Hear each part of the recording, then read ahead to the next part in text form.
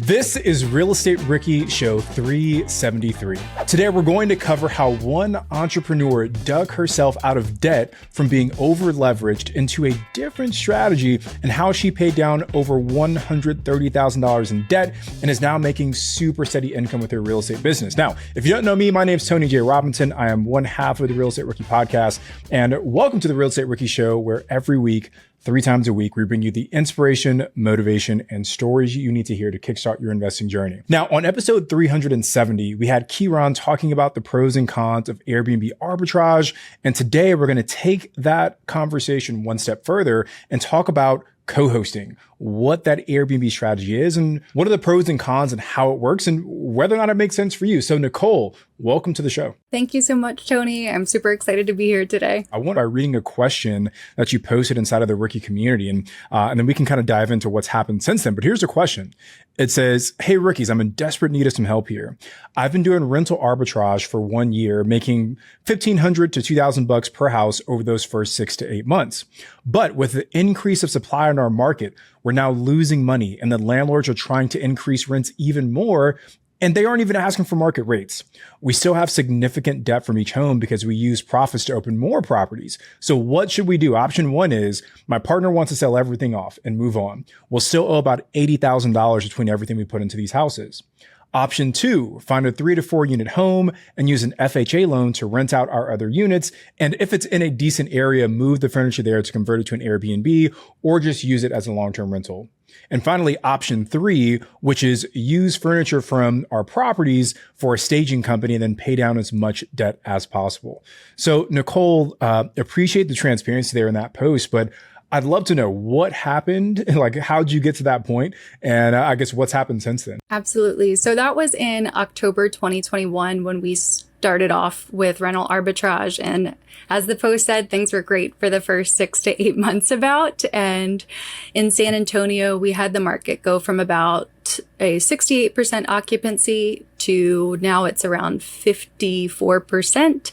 And we ended up going with option 1 after a few months of debating and getting help from the Rookies group, and turned our business into a co-hosting business where we now help 14 different owners with their properties all around the US and get to do it remotely while making a much more steady income. Gotcha. So what made you guys choose to sell everything off? I mean, I'm sure that's got to be a tough decision to make, to say, hey, we're just going to, wave the white flag and kind of give everything up. So what made you feel that option 1 was the right choice? Absolutely. So I was in a really low point. My partner was much more level-headed with some of the decisions we were making. But at that time, we were in $80,000 of debt just from the arbitrage units, of putting too much into the furniture. We'll talk about this later, but all the mistakes we made of investing money into other people's houses where we weren't getting the returns.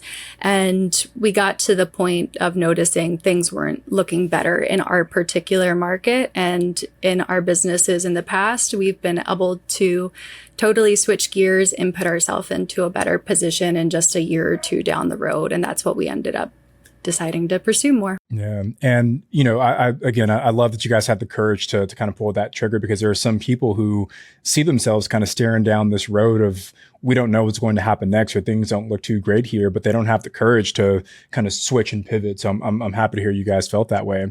Now, I just want to quickly recap the differences, because you started off with rental arbitrage, which again, we talked about Ricky's back on episode 370. You said you've pivoted to co-hosting.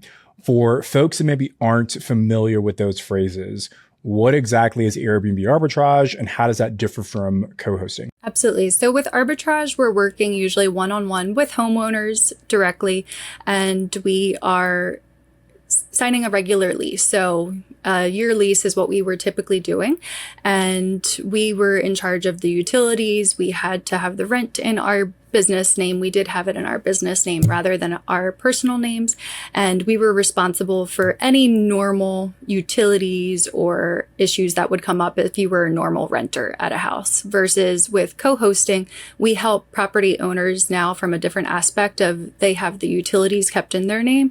They're responsible for paying their mortgage and all expenses that are related to managing a short-term rental, while we just get to benefit from the potential profits from it. So still working with homeowners one-on-one, but a lot less liability for ourselves as a co-host. And I got to imagine one of the other benefits, and I'm sure we'll get into this, but now you're kind of going into someone else's unit. So a lot of those startup costs probably trickle down a little bit as well. So I definitely want to get into the lessons learned, Nicole, and kind of what your process has been from making that pivot from arbitrage to co-hosting. But first, we're going to take a quick break so we can hear a word from our show sponsors.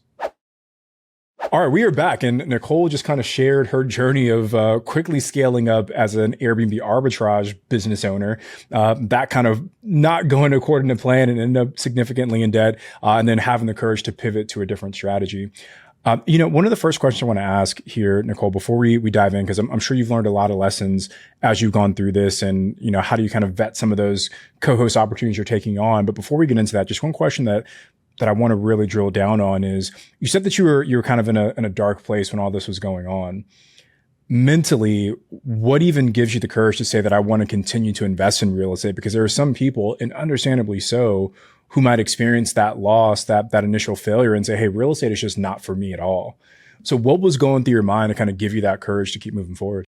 I was absolutely at that point. That was something for me. It was a hard point to not want to give up. We actually, prior to that, we just lost our businesses in San Diego, California. So this was actually our second time starting over in about a year and a half or 2 years. We closed our gyms down when COVID happened. So this was our new life, starting over again, and things didn't go according to plan. And the perseverance is just something that we know that there's no other options for us to give up. We are very normal people. I don't have a lot of backup plans of my family can take care of me. I have this W-2 job. We've never had W-2 jobs since I was 18, really. I've never had a W-2 job.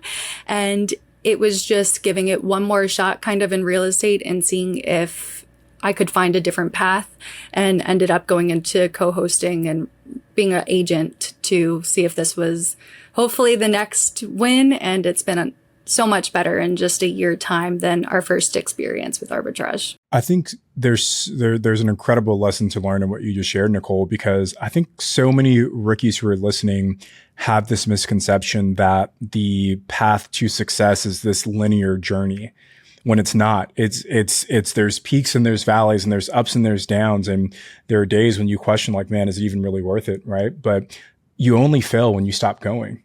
And I think you're the perfect example of that. And, we've had failures in our business as well. And I have these moments of like, man, should I even be hosting a podcast about real estate investing when I messed up this bad? And I have to kind of talk myself off the ledge from time to time as well. But it's that perseverance to say, hey, failure is not something that defines you, but it's something that allows you to kind of build that confidence to keep moving forward. So when you think about that journey, that initial part, scaled pretty quickly over those first 12 months with arbitrage. If you think about maybe that lowest point, what was that for you? The one worst point is I remember just being in one of the houses that we just signed up with, and we didn't see the house. So it was sight unseen. We showed up the day to start unpacking all the furniture that we had in the front yard. We didn't have access into the house yet because the old tenants were still moving out. And when they finally left, about 8 hours after we were supposed to get entry into the house, we walked inside and it smelled like cat urine. The countertops were literally being pulled off the wall if you touched them, and cockroaches were walking around the house. And I sat on the floor and just started crying because I was at a point, I'm like, I had no idea what to do. It was disgusting. The cockroaches weren't even skittering around the house. You said they were just walking like leisurely, like they're comfortable here, right? Yeah. Okay. So that was one of the lowest points. Yeah. So I guess, so did had you walked these properties beforehand, or did you kind of sign these leases sight unseen? The first 3 properties were all sight unseen, which is something I'm sure we can jump into, something we don't recommend. And I know a lot of people, and the podcast has been so great and inspiring for me. I've been listening to it for years now, and you hear all the success stories of people investing across the country and not seeing the properties. And that's just something for myself that unless you have someone really trusted in that area, it is much better of an idea to actually go and visit the properties, because all three of them were kind of a stomach drop reaction when we got to the area, seeing the neighborhood and the condition of the surrounding areas. So all of them were signed. The first three were signed before we saw them. Gotcha. And after you saw them, did you move forward with the leases and try and set these up, or? We did with two of them. And that's where part of our first red flag that we should have really realigned. We already had all the furniture in the house. We had someone moving it in for us while we were getting ready and prepared to start it as an arbitrage, and relied on agents in the area helping us choose these homes, relying on the landlords. And it should have been an immediate red flag. One of them, the house that we did decide to back out of, we weren't able to get our security deposit back though. So that's where a lot of lessons learned in just a month time when this was our first month of really trying to invest in real estate. So how did you make that jump, right? Because you said that you were owning gyms and you kind of had this idea of investing in real estate. You've been listening to the podcast for a while, but I guess what was the kind of turning point to make you say, I think I can actually do this? We were in Boston and saved up about $30,000, and I ended up buying a course from someone that I now wish I would have done more research on. A lot of our lessons learned are doing more research for yourself and not relying on other people. But we ended up purchasing a course about strictly rental arbitrage and how you could make $2,000 a month net profit per property. And with that amount that we had in savings, we signed those 3 leases while we were in Boston, our last week at helping a gym open up there. And we packed up everything. We were living in an RV at that time, and in one day made it to San Antonio, Texas, and started our adventure there. But it was something that I was listening to the podcast for maybe, like 3 months or something. One of my friends was a real estate agent, and she was a really successful short-term rental investor. And so we talked to her a bit. She said to listen to your guys' podcast. And I'm a very big risk taker. I opened our gyms at the age of 22 and had no clients in San Diego, opened a gym immediately. So risk has not been something that I've been scared of, but have now been burned kind of a few times of learning that I need to move forward cautiously and not jumping in quite as quick as I have. I think, part of the other, I'm a big proponent of seeking guidance, seeking mentorship, getting coaching, because I do believe that with the right person showing you the way, you can, really reduce the amount of time, effort, and energy that goes into achieving something. Like, I share the story that I like to compete in amateur fitness competitions. And like, you can see my trophy up here from my last show where I took first overall for the novice division. And it's like, I consider myself an athlete my whole life. Like I played basketball growing up. I was always kind of in and out the gym. But in 4 months of working with this coach, I got in the best shape of my life ever. And, I had 30 years prior to that of me in the gym doing it by myself. And I never got into that shape. So it's like when you can have someone that points you in the right direction, there is a lot of value there. However, there's also a fine line to walk, because there are some bad actors out there who I think try and make success seem simpler and easier, I think, than it actually is, and promise a moon and, deliver dirt pretty much. So you definitely got to do some homework to try and find the right folks there. So you jump in, guns a-blazing, get these first units out in San Antonio. What does that next 12 months look like? Because I think it was at that point where you posted that inside the Rookie community. Walk us through what those next 12 months look like. Absolutely. So Texas is obviously very hot. We had a lot of experiences going into winter and both summer we started out and things were going well. Even though one problem was that we weren't in a great location for any of these properties. Though they're really close to downtown San Antonio, we were in the east side, which the neighborhoods are just very old neighborhoods. And if you're coming to an Airbnb, not used to those types of communities, we had really bad reviews for location. Even though the house was beautiful, we had a designer working with us. The location was a huge part that kind of drug us down. And over those few months, we ended up putting insulation in the attics ourselves at 3 a.m. when it was summertime, and we weren't getting help from the landlords of them wanting to put any more money into their property. So there were times where at 3 a.m. we were in the attics putting insulation in the houses, and one of the landlords helped us out with funding that. The other ones were all not willing to do any upgrades to their house at all. So we were spending money on items such as that, buying mini splits, and being told that we were going to at least get reimbursed for half of it by the landlord, and then decide when it was time to give our security deposit back to keep half of our security deposit because we didn't have things in writing. So a lot of it was not working with, we had one incredible landlord. I don't want to say that all of them were trying to not help us with our business at all, but a lot of them, which most people do, are looking out for themselves. And we didn't have things as clear as we should have in our contracts of what was our responsibility, what was the landlord's responsibility, making sure if they agreed to anything, having that in writing. And so after about 6 months, the market just got super saturated as well. And it was at the point where we were on 2 of the properties, we were making a few $100s, and the rest of them, we weren't even breaking even at that point. So we were having to pay out of our pockets, which we did have our coaching business, which is always funny because I'm a coach myself and I should have been better with looking at coaches.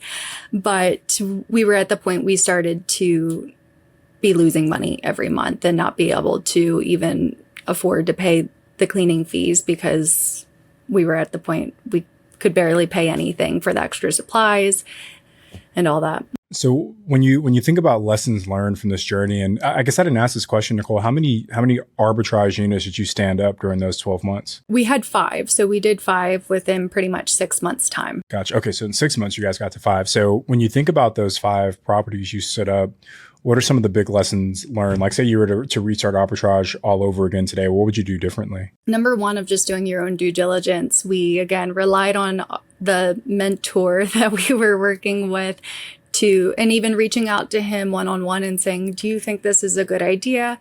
Them giving us the okay and jumping forward with it when we did some research ourselves, but didn't do nearly enough. And then another aspect of doing the due diligence and talking to each of these landlords and making sure that expectations are set perfectly clear where there's no questions to be asked between either party of this is what's covered, from pest control to if there is issues with the HVAC, how much time will it take to fix issues with the HVAC, and being optimistic about stuff, because if you're not optimistic at all, then you're never going to take that first step. But at the same time, go cautiously into things rather than just doing what I did and jumping as deep as you could into the water and not having anything around you to save yourself. Yeah, a lot of really good lessons learned. And, unfortunately, some of those things you can't really learn until you go through that experience, and it's like every time you do it, you start to identify, well, man, I didn't think of this last time, or man, this didn't even happen last time. So I couldn't, I never would have thought of this. But as you go through that, those lessons start to become more and more apparent. So you go through this journey, you make the decision to transition to co-hosting. So you sell off all of the furniture and everything from these arbitrage units. You walk away from these leases. You're starting at pretty much not even ground zero, maybe like ground -5, right? Because you have the debt you got to pay off. So how do you go about making that transition? What's the very first step you take to make that pivot into co-hosting? So we had an interesting transition of getting out of our units. We were able to get out of a lot of the debt actually just from closing our units down. So that was a huge part of helping us start into co-hosting. We ended up finding 2 people to take over the properties that we were managing, and they ended up, one of them is still running it as an Airbnb. The other one sold it to the cleaner, all the furniture that we had, and she's now running it as an Airbnb herself. And those connections were actually all off of Facebook and networking with people to find. Like, did you post inside of a Facebook group and say, hey, I'm looking to like give up my leases, my units, or? Yep. That was exactly what we did. So we were in, I think it was called short-term rental arbitrage. It has a few other words after it, but it was a specific Facebook group for people that were looking to do arbitrage.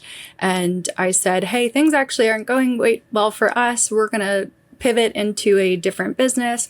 Is anyone interested in either buying off the furniture from us, or would they like to take over these leases? And a third person ended up wanting all the furniture out of one of the houses. So we drove from San Antonio. We moved all the furniture out of the house ourselves, and in one day took it to Birmingham, Alabama, and hand delivered it all into the house for her. And she was, again, someone off of Facebook, and I still actually keep in touch with her, and her property's doing great. And so from there, we started off having 2 co-hosting properties before we actually got rid of all of our units. One of them was a girl who ended up buying some furniture from us off of Facebook Marketplace when we were shutting down. She was having trouble with her management, and our businesses looked really good from the outside. And that's something that I like to always make sure when you're looking at coaches and mentors, do some research on the people that you are pursuing to work with. Because if you would have looked at our page, it looked like we were doing great. We were super host. We had over 200 5-star reviews. We had a 4.9 rating overall. And so she had someone that their rating was closer to 4.0, which if you've been in Airbnb for a while, you know that that's not good at all, even though to the outside world, that seems okay. And so we were talking to her, said, I'll manage your house for the first month for free, just to see if we can help you out of your situation. And she's now been a long-term friend, cleans our properties in San Antonio we still have, and another person in San Antonio we ended up helping with their property from a site called Co-Host Market. It's not anything huge or well known, but we ended up getting to work with her from a co-hosting site, and then went from those 2 clients in August 2022, and now we have 14 homes in just a year time without doing any marketing or advertising for trying to gain new business with co-hosting. So 14 co-hosting units in a year, Nicole, is incredibly impressive. And, no marketing spend whatsoever. It makes it even more impressive. So I'm curious, right? It seems like those first couple of units just kind of came from happenstance, right? Like connections you had made and, maybe, connecting the dots backwards, but I don't know if that's necessarily a repeatable process. So I guess once you made the decision to really focus in on co-hosting, what were the steps you took to go from 2 to 12? It was even more making connections, and that's how we've really been able to grow our business organically. So we have a few friends all over that are real estate agents, and from our other businesses, we've been able to meet people all over the US. So our next 2 people we picked up, one was actually from Upwork. So we started to do some work ourselves. We didn't have any money at this point to spend on marketing. So that's where we were really starting at, like you said, not even ground zero, but kind of underwater. The basement level. Yeah, right. Yeah. So it was a lot of truly going on Facebook and looking for people that needed help with their properties, and going on to sites like Upwork and Co-Host Market, and just trying to find leads organically, and getting on the phone and talking to people and meeting with real estate agents, which I know a lot of the real estate rookies, it is a great way. If you're making friends with real estate agents, they're going to be able to help you immensely. And 4 of our listings have come from just a friend who's a real estate agent.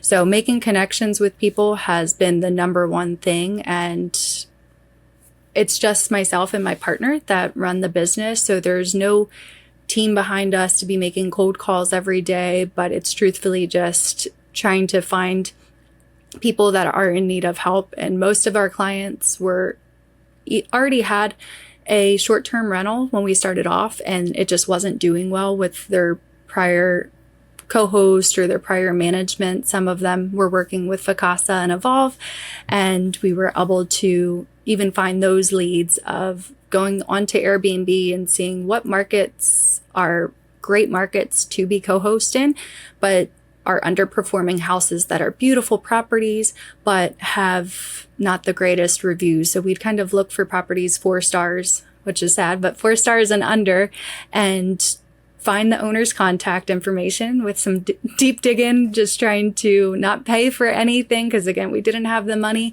and we were able to convert a few leads that way as well from finding properties that were underperforming, though they were beautiful homes, and reach out to the owners, just explain who we are, what we do. We'd love to help them and see if we can get their property performing as we believe that it could. Nicole, what an incredible strategy. And I want to dig into exactly how you were finding these owners' names. And I also want to hear how you're staying accountable to these owners, right? Because you're setting up properties in different markets, and being a co-host, you're kind of not in between a rock and a hard place, but you've got to keep your guests happy on one end, but then you also have to keep the owners happy on the other end. So you are serving two different people at the same time. So I want to get into how that works right after a quick break to hear a word from our show sponsor.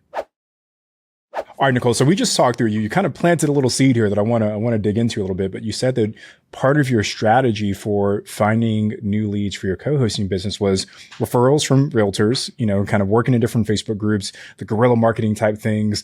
But then you said something interesting where you were targeting properties on Airbnb that had 4 stars or less. I get how you would do that, right? Just open up Airbnb, but what was your process for actually identifying the contact information for these owners? It's a bit tough. It's not the easiest way to do it. So if you have time on your hands, it is a great marketing strategy though. I can think of a way, and I'm curious if this is how you're actually doing it, right? But let me hear what your strategy is. So when you go to Airbnb, you can see an approximate location of where the house is. And most people do have photos of the exterior of the home. And as a real estate agent, we get really good at finding property owners' contact information, but this is something anyone can do. And so we would find where the approximate location is, go to Google Maps Street View, and try to see if we could find that property. Sometimes it's impossible because it's, again, an approximate location for some people's houses. Others will, and we never message the host to say, hey, can you provide me your address and do anything like that? But going to the maps, going to Google, trying to find the address, and then putting it into PropStream and True People Search to find the homeowners' names, contact information, and reach out to them that way. I love that. And what would you say when you reached out to them? Were you sending a mailer? Were you just calling them? What was your pitch? We would cold call them and say, hi, my name's Nicole. I am the owner of Valens Rentals. We saw that you have a listing on Airbnb and your home is beautiful, but we see that it's not performing or doesn't have the best rating. What do you think is causing that? And kind of letting them, and most people know that their property's not performing. And some of them have actually been like, oh, what's my rating? They don't even know what their current standing is, since some of the property management companies don't share a lot of information with their owners. And just having a genuine conversation with them, not even trying to sell them at first of our services, but just seeing if there's a way that it would make sense for us to help them, because we're not looking for a quick dollar for any client we work with. We want it to be long-term relationships where we're working with them for years to come. Almost like a free audit, right? Like, hey, I'm not even selling you anything, but like, let me do an audit of what's currently going on in your business. Absolutely. And, the gears are kind of turning for me right now. Like we have some virtual assistants on our team, and we're looking at really growing our co-hosting business this year as well. And I'm thinking like, man, our VAs have downtime during the day, and we could probably fill some of that time. I just say, hey, here's a list of all of the, 4-bedroom, 5-bedroom properties in this market. Do exactly what Nicole just said and go search for those addresses on PropStream. So I love that. So I want to get back to the other part of the question I had earlier before the ad break, which was, how are you actually staying accountable to the owners? Because you've got to keep the guests happy and give them a 5-star experience, but then you've also got to keep the owners happy. So what is kind of your process for navigating that relationship with the owners of the property? Communication is key, and focusing on people first and the business secondary, even though that's not how a lot of people like to look at business nowadays. Everyone's looking at every person as a dollar sign, but every single client we work with knows that they can, other than right this second during the podcast, they can't get a hold of me, but they can get a hold of my partner, giving us a call or text. And if we're not available right that minute, they know that we're going to be able to be there for them, usually within an hour. And every single one of them has full access to their listing. So we don't really have leverage over any of our owners. We don't hold them to 90-day contracts.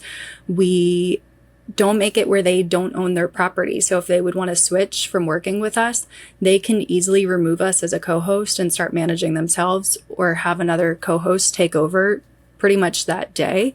So we just make it extremely transparent for every owner we work with, and they know that they can see everything that we're doing. And that first month we work with everyone, they will check every message that we send to a guest. They will be checking and asking, oh, what did that person say? How are you guys going to handle this? And after about a month, they get to the point of, I'll text them if an issue arises. We had a plumbing emergency the other day, texted the owner immediately saying, hey, we have this issue going on at your house right now. Plumber is on the way. And he said, no worries at all. I know that you guys are taking care of it. And so giving people access to what you're doing and allowing them to see what's going on with their business, because for most people, this is their biggest investment that they'll ever have in their lives. And giving them full transparency into what we're doing, how we're interacting with the guests that are coming to their house, has given them so much trust that there's usually no questions asked of how we're performing, because they can see it. They can see it in the reviews. And most people will call us out in the reviews of saying they were getting back to me within minutes or seconds, and they were exceptional hosts. And so having our names in the reviews too helps with the owner's trust of, okay, these people are doing a really good job. And without ever asking, can you put our name in the review? It's just something that guests are doing, because as much as the owners have to be your focus, as you said, the guests are also a number one priority too, which is kind of competing with one another. There's, you touched on a lot of good things, but, something that stood out to me is that you said, you're not owning the listing, and you're kind of letting the host see the messages and kind of be involved in that way. And, I applaud you for that, because I think that takes a certain level of patience with the owners that I probably don't have myself. Like for, as we look to scale our co-hosting business, our property management business, we've kind of taken the other approach where it's like, hey, we own the listing. It's going to be under our name. You're not going to get login details, because I don't want you messaging guests. I don't want you asking me how I'm going to respond to things. So it's a slightly different approach. But I think what you've shared is that it really, really puts pressure on you as the co-host to perform, because they're able to see everything. So I guess that leads into my next question, Nicole, of what exact services are you providing? Because when it comes to Airbnb management, I've seen it done a few ways where some managers, they only do the guest communication, right? But they're not scheduling maintenance. They're not doing pricing. They're not ordering supplies. And then there's other folks who do full stop everything. And that's kind of how we run our co-hosting business. We do everything. So where do you kind of fall? What services do you provide to owners? At first, we were offering those two options for people depending what their needs were. At this point, we only have one client that does want just guest communications, and the rest of them are full service, where the owners usually only hear from us if there's a handyman issue that needs to be addressed at the house. So we do take care of everything from guest communications. If air cover requests need to be put in, we're ordering supplies, we're doing schedulings for the cleaners, the handyman, making it a full service operation without being a technical property manager, since we aren't licensed property managers, and we make that very clear to every client that we work with. And for some that don't know the difference of that, it's as a property manager, and it is legal in a few states where you don't need to be licensed.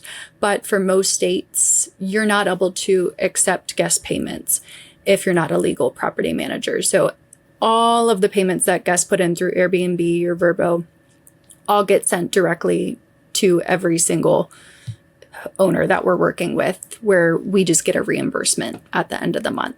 I was actually going to ask that question, right? So when it comes to making payments for cleaners, for supplies, for the vendors that come out, how are you managing that if all of the deposits are going to the owners?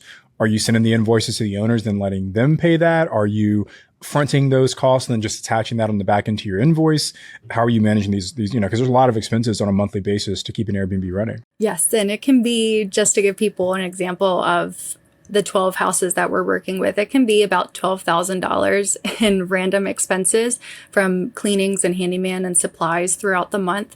So for most of the homes that we are working with, we actually went and set up the properties ourselves.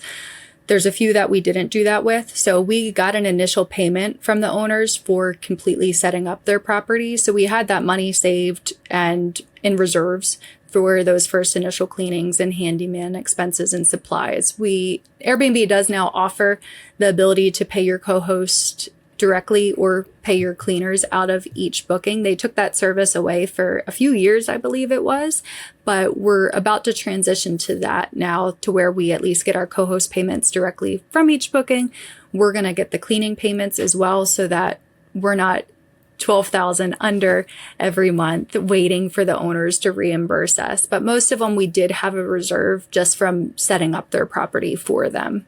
And that was kind of our initial deposit. And, it's tricky. I've met property managers, co-hosts, et cetera, that kind of go one of either way, right? Where they'll collect all the income and then they'll issue a debit, or a payment to the owner at the end of the month.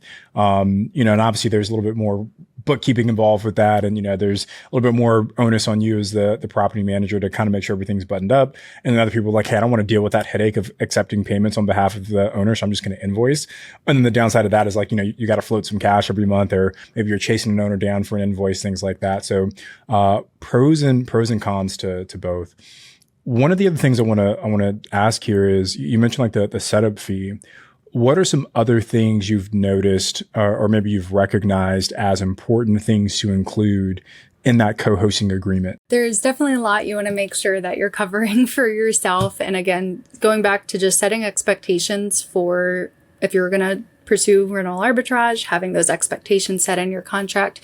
Same thing for co-hosting. So we had an attorney write up our co-hosting agreement. It's not anything crazy, no 30-page documents. It's just a 4-page document laying it out exactly. If you want to stop working with us, we just need a 30-day notice. All supplies are going to be provided at your expense. All handyman instances are going to be provided by the owner's expense. Cleanings are covered by owners, and just laying out every single thing from your lawn care, your pool cleanings, all utilities, HOA fees, taxes for certain cities, every single item which at first you might not know, but you can definitely create a list of that and find.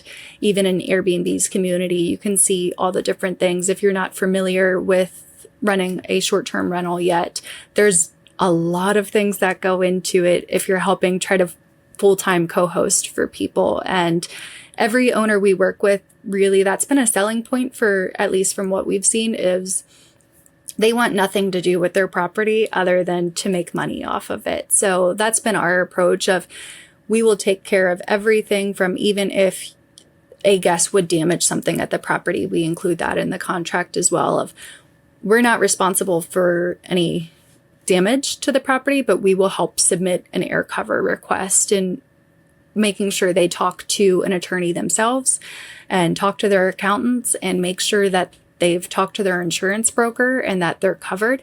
I know you guys did an awesome episode on short-term rental coverage, and I listened to that one, and it's a scary one, but one that everyone should listen to in the short-term rental world. And you want to make sure that owners are aware of every single thing that you're going to be offering for your service. And for some people, as you said, that don't want to do full service, making that even more clear that your only responsibility is guest communication. And what's the expectation for overnight emergencies? Do you have someone on call that's going to be able to answer at 2 a.m? Though it's rare, I've had to do it 6 or so times of 2 a.m. emergency phone calls. So many good points there. And yeah, I mean, there's a lot that goes into doing this the right way. So for folks who are looking to get into co-hosting, replay this last, 60 seconds here so you can really get some of those nuggets that Nicole just laid out. I want to get into maybe some misconceptions about real estate investing. That's one of the things we like to do here on the Rookie Podcast is, play the role of mythbusters to like really paint a realistic picture of what it's like to invest in real estate. But before I touch on that, just one last question about the co-hosting side of things. You started off, you had some of these units in San Antonio and Texas, but you said that your co-hosting properties are in several different states. So were you choosing the state first and then targeting properties within that state? Or did like the client pull you into that state and then you decided to just expand there? Like how were you choosing these cities for your co-hosting business? We did start off in a market we were familiar with. So our first 2 units were both in San Antonio that we started to co-host for. The first one was actually, again, sight unseen. We were in Washington State at that time when we decided to start working with this owner, and we were familiar with those markets. We had our cleaning team already there. We had handyman at our disposal to use. So if you have a market close to you, I think it's a lot easier to get started locally if this is something that you're interested in pursuing, and building your team where you're familiar, or at least have contacts that you know. From there, we were looking at where's some hot markets, and Florida being one of them at that time of we would love to manage some units in Florida. So we did start off of picking a home base and saying, we know this market, we have our team, and then looking to where could we potentially profit more. Yeah, just real quick, when you chose Florida, right? Because you didn't have a team there yet. So you found your property first and then kind of worked backwards to build out the infrastructure to support that first co-hosting job? Yes, that's correct. So we were in Florida or in Texas at the time, and we were on our way to Florida, but had our first client reach out. And then that first unit, we were actually able to go and set up. So if you have the ability, again, we travel full time in an RV, so we have the ability of freedom of travel, and we can offer that as a service to each owner we work with extra travel fees if it's out of our local area. But we've been able to go start in South Carolina because we had the ability to do so and started a unit up there. The only one we haven't been able to go visit is in New Mexico, but we started a team remotely for there. I love that. So last question I have for you, Nicole. I really enjoyed this conversation. I'm sure Ricky's got a lot of value from this as well, but what was something that you learned about real estate investing that ended up being different from what's actually working in your business today? What are some misconceptions? The first one being that you think you're going to hit a home run on your first deal sometimes, and it doesn't always work out as anticipated, and that's okay. I've learned, even though it was a painful lesson, all the rental arbitrage is something that I'm not angry about because it led us into a better business that actually fits my lifestyle better as well. It's a lot less risk, it's more stable income, and just being able to be okay if your first deal, and you guys hit this so much on the podcast, it doesn't have to be a huge win for you, but just getting started and going slowly into it is something that isn't promoted now. It's kind of a go big or go home if you want to get invested in real estate. And it's okay if you're profiting $100 or $200 on your first property. That's still a win if you're just getting started. I love that, right? That first deal is about base hit, right? Learning those ropes, and it's that learning experience that's most important. So Nicole, again, really enjoyed this conversation. You shared so much value. And if folks want to get in touch with Nicole, you guys go to the notes for this episode. If you're on YouTube, check the description of the video. If you're listening on your favorite podcast app, check the show notes section here. But Nicole, really enjoyed today's conversation. And look, we talked about pivoting into a new strategy when the first one isn't working, and the importance of networking and how your first co-hosting clients came from that network that you built out. We talked about the value or the importance of clear communication, both with your guests and with your owners. And what are some of those important things you should include when you're building out that co-hosting agreement? So Nicole, thank you again so much for coming on today's Real Estate Rookie episode. Thank you so much, Tony. I appreciate it. All right, guys, that's it for today. Again, my name is Tony J. Robinson. You can find my social information in the description for the show note here as well. And we'll see you guys on the next episode of the Real Estate Rookie podcast.